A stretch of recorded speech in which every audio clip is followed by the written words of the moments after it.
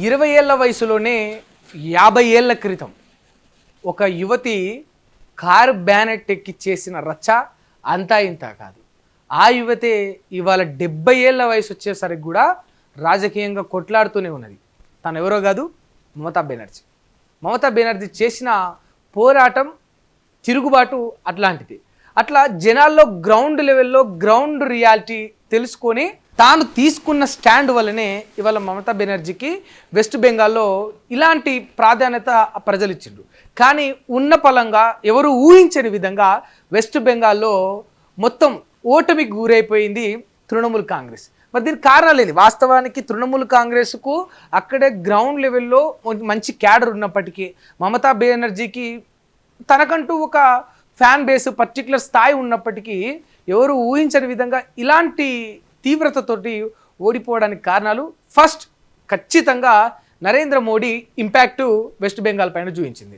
నరేంద్ర మోడీ వెళ్ళి పర్యటించడం, నరేంద్ర మోడీ వెస్ట్ బెంగాల్లో ప్రచారం చేయడం, ఎస్పెషల్లీ హిందూ ఓట్లని గ్రాప్ చేయడంలో మోడీ సక్సెస్ అయ్యాడు. అండ్ దాంతోపాటు అమిత్ షా ఏకంగా 15 రోజులు ఎన్నికలకు ముందు అక్కడే ఉండి ప్రతి చోటును కూడా తానే స్వయంగా సందర్శించడం, అక్కడ ఇన్ఫ్లుయెన్స్ చేయడం Bharatiya Janata party key role అక్కడ ప్లే చేసింది.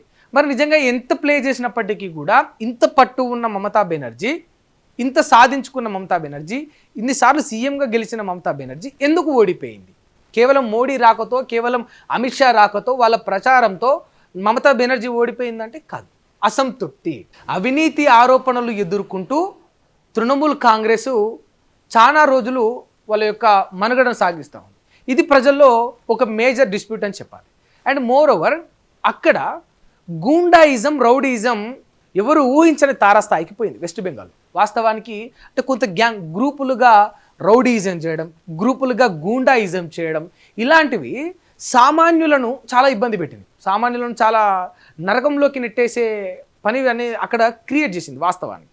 దాని ద్వారా తృణమూల్ కాంగ్రెస్ పైన ఒక వ్యతిరేకత వచ్చింది. ఎందుకు అంటే లా అండ్ ఆర్డర్ని కంట్రోల్ చేయలేకపోవడం, లా అండ్ ఆర్డర్ని వాళ్ళ గుప్పిట్లో పెట్టుకోలేకపోవడం, లా అండ్ ఆర్డర్ని ఒక సరైన మార్గంలో నడిపించలేకపోవడం, జనాలకు ఆ మాత్రం సెక్యూరిటీని కూడా కల్పించలేకపోవడం, ఇట్స్ బిగ్గెస్ట్ ఫెయిల్యూర్ తృణమూల్ కాంగ్రెస్కు.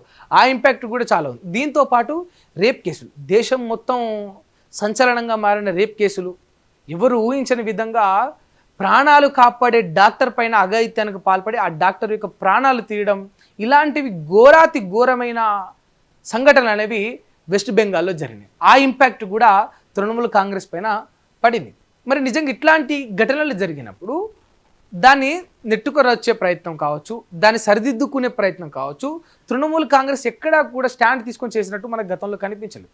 ఇవే కాకుండా పాలన విషయంలో ఒక గొప్ప డెవలప్మెంట్ ఊహించని విధంగా, అంటే ఇప్పుడు మన ఒక 10 ఏళ్ల క్రితం ఏర్పడిన తెలంగాణ రాష్ట్రం, ఇక్కడ ఉన్న హైదరాబాద్ సిటీ అభివృద్ధిలో ఎంత దూసుకుపోయిందన్నది ఒక ఎగ్జాంపుల్.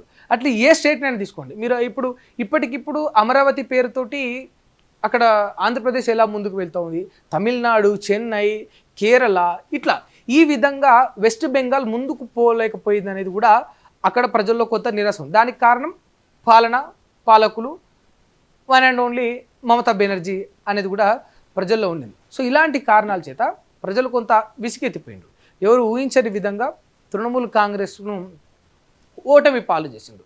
ప్రజలందరూ కూడా బీజేపీ వైపు మొగ్గు చూపిండ్రు. బట్ ఇక్కడ గమనించాల్సిన ఒక అంశం ఏంటంటే ఎప్పుడూ కూడా ఎక్కడ కూడా అక్కడ బీజేపీ గెలవలేదు. అసలు భారతీయ జనతా పార్టీకి వెస్ట్ బెంగాల్లో స్కోపే లేదు. బట్ ఎవరు ఊహించని విధంగా ఫర్ ద ఫస్ట్ టైం అక్కడ బీజేపీ తన యొక్క ఖర్చు వేసింది. ఈ సీట్ నాదే, వెస్ట్ బెంగాల్ నాదే.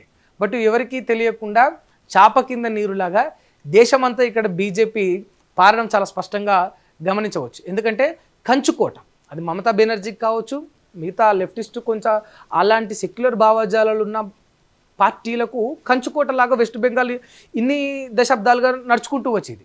బట్ ఎవరు ఊహించని విధంగా ఇప్పుడు బీజేపీ వెస్ట్ బెంగాల్లో ఖర్చు వేసి ఆ యొక్క సీటును దక్కించుకోవడమే వాటినన్నిటిని కూడా, అలాంటి అపోహలను, అలాంటి వార్తలన్నిటి కూడా తిప్పికొట్టే విధంగా బీజేపీ చేసిందనంటే చాలా స్పష్టంగా తెలుస్తుంది.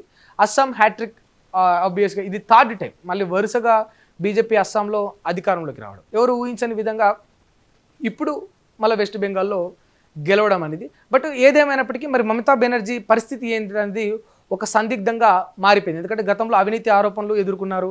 హార్డ్ డిస్కులను, దానికి సంబంధించిన ఫైల్స్ని, డాక్యుమెంట్స్ని ఒక కంపెనీకి వెళ్ళి తాను చేతులారా తీసుకోవడం, వాటిని పట్టుకోవడం, ఈడీని రైడ్స్కు వస్తే వాళ్ళను తరిమి కొట్టడం వంటివి చాలా స్పష్టంగా చూసినాం. మరి అలాంటివి అన్నీ కూడా మమతా బెనర్జీకి కొంత మైనస్ అయ్యాయి. తప్పు చేయనప్పుడు భయం ఎందుకు, గుమ్మడికాయ దొంగల్లాగా భుజాలు తడుముకోవడం ఎందుకు, అలాంటి వార్తలు కూడా సోషల్ మీడియాలో వచ్చిన సందర్భాలు కూడా ఉన్నాయి. బట్ ఆ ఇంపాక్ట్ కూడా కొంత ఉందన్నట్టు తెలుస్తుంది. వాస్తవం ఏదైనప్పటికీ మరి వాట్ ఈజ్ నెక్స్ట్ ఏం జరగబోతా ఉంది, మరి వెస్ట్ బెంగాల్లో మమతా బెనర్జీ పరిస్థితి ఏంటి, మరి ఒక్కసారి పాగా వేసిన ఈ బీజేపీ పార్టీ వెస్ట్ బెంగాల్లో పాకుతూ మొత్తం మరి విస్తరిస్తుందా, లేకపోతే మళ్ళీ తిరిగి తృణమూల్ కాంగ్రెస్ పుంజుకుంటుందా అనేది వేచి